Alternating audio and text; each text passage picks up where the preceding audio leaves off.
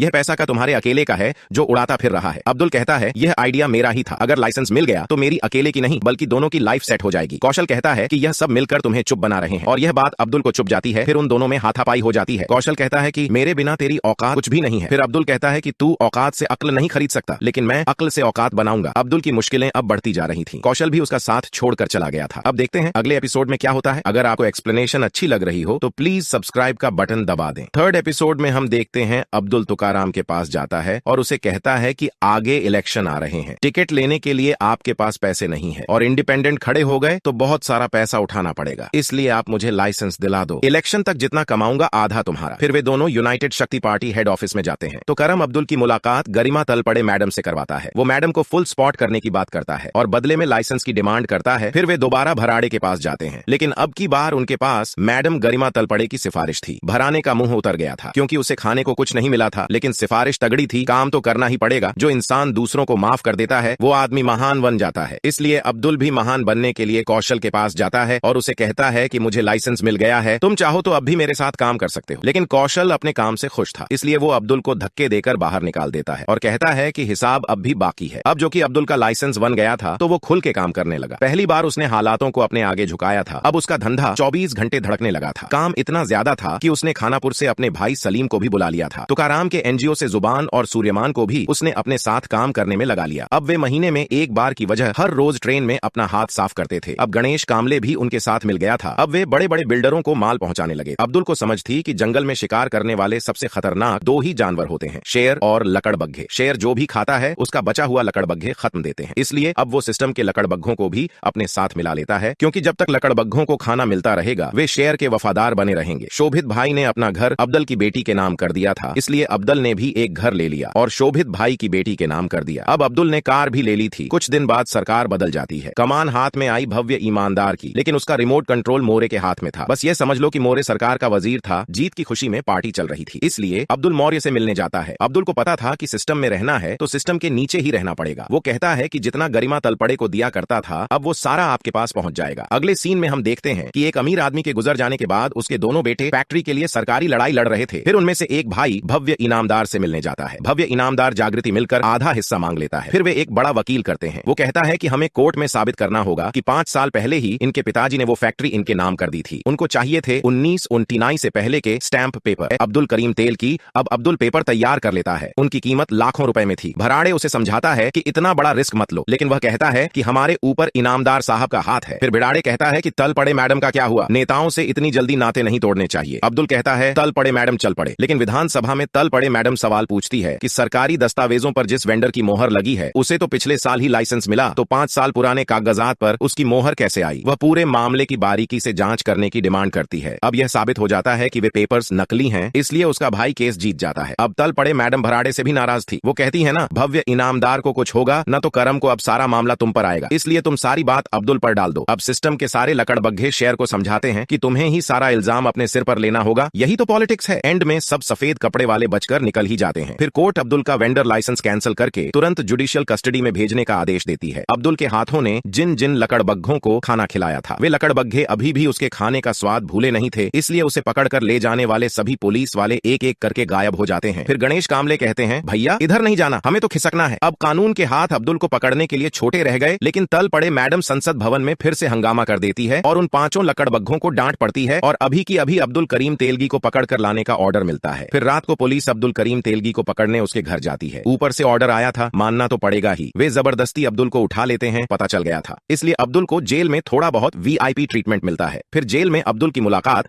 जेके से होती है। वो एक मशीन मैकेनिक था। वो अब्दुल को एक सिक्का देता है और कहता है कि जब भी आप इसको देखेंगे आपको मेरी याद आएगी। आप जब बाहर आओ तो मुझसे मिलने आना, साथ मिलकर काम करेंगे। 1996 में अब्दुल की रिहाई हो जाती है। शौकत भाई अब्दुल को मिलने जाते हैं और कहते हैं कि आज के बाद मेरी बेटी से मिलने की कोई जरूरत नहीं हो सके तो उसे फोन पे 3 बार तलाक बोल देना। फिर वे उसे कुछ पैसे देकर वहां से चले जाते हैं ताकि अब्दुल अपने गांव जा सके। लेकिन अब्दुल को भीख नहीं चाहिए थी। वो गांव नहीं जाता बल्कि अपनी पत्नी और बेटी से मिलने जाता है और कहता है कि वक्त बुरा होने से आदमी बुरा नहीं होता। फिर वो अपने साथियों को कुछ पैसे देता है और कहता है कि जब धंधा शुरू करूंगा तो फिर से बुला लूंगा। उनके साथियों का उसे छोड़कर जाने का दिल ही नहीं था। वो सलीम को भी वापस खानापुर भेज देता है। अब सब कुछ खत्म हो गया था। नंबर पर कॉल करता है तो फोन दूसरी तरफ से जेके उठाता है। जेके कहता है पैसा बनाना है तो नासिका जा। फिर जेके अब्दुल को रिसीव करता है और अपने अड्डे पर ले जाता है। वो बताता है कि नासिक नासिक में जब कोई मशीन खराब हो जाती है तो वे मुझे ही बुलाते हैं। जब मैं नासिक प्रेस में मशीन ठीक करने गया था तो मेरी मुलाकात वहां और छत्ते से हुई थी। उनके पास खतरनाक प्लान है। फिर जेके अब्दुल की मुलाकात बाबर और छत्ते से करवाता है। छत्ते प्रिंटिंग क्वालिटी चेक करता था। वो बताता है कि नासिक प्रेस में बहुत सिक्योरिटी है, बिना परमिशन कोई भी अंदर नहीं जा सकता। जो असली स्टैंप पेपर होता है उसका पेपर डिजाइन कोई भी कॉपी नहीं कर सकता। इस प्रेस में हर रोज लाखों पेपर छपते हैं, बस उसी समुंदर में से हमें चुन्नू भर पानी निकालना है। समझाता हूँ कैसे। जब पेपर छपते हैं तो उसकी क्वालिटी चेक होती है। माल 2 हिस्सों में बट जाता है। फिर नोट किया जाता है कि कितना माल एक्सेप्ट हुआ, कितना माल रिजेक्ट हुआ। अब करना यह है कि हम रिजेक्टेड माल में एक्सेप्टेड माल डाल देंगे और आंकड़ा चेंज कर देंगे। फिर हर रोज 600-700 पेपर चुरा लिया करेंगे। अब्दुल पूछता है हर रोज कितना माल रिजेक्ट होता है। वह बताते हैं 50 से 60 पेपर। फिर अब्दुल कहता है कि बकवास आइडिया है, तुम 600-700 पेपर रोज चुराओगे तो एक ना एक दिन चोरी पकड़ी जाएगी और तुम लोग अंदर जाओगे। प्लान तभी कामयाब हो सकता है जब प्रेस का सबसे सीनियर ऑफिसर हमारे साथ होगा। फिर अगले दिन जेके अब्दुल को पुरानी मशीनों की ऑक्शन में उसी प्रेस में ले जाता है। वहां जेके कहते हैं कि यही है सीनियर ऑफिसर मधुसूदन मिश्रा, जाओ कर लो बात। लेकिन अब्दुल की नजर तो स्टैंप पेपर छापने वाली पुरानी मशीन पर थी। फिर अब्दुल कहता है कि प्लान चेंज हो गया, यानी अब वो इस मशीन को यहां से बाहर ले जाने की सोच रहा था ताकि खुद के ही ओरिजिनल स्टैंप पेपर छाप सके। तो देखते हैं 4th एपिसोड में क्या होता है। अगर आपने अभी भी सब्सक्राइब नहीं किया तो प्लीज कर लीजिए और बेल आइकॉन दबा दीजिए।